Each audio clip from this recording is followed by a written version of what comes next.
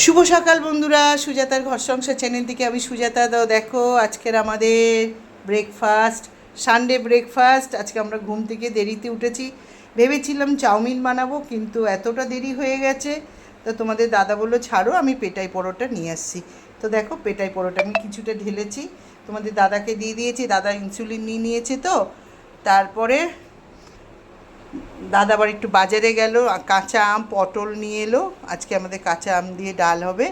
আর দেখি কি করি সেটা তোমাদের সঙ্গে শেয়ার করব। তো এখন ব্রেকফাস্টটা শেয়ার করছি, তোমাদের দাদা এসে বসবে। এই যে আরেকজন দেখো, ভেবেছে দাদা ছাতু খাবে, আজকে দাদু ছাতু খাচ্ছে না। তো ধরো তুমি।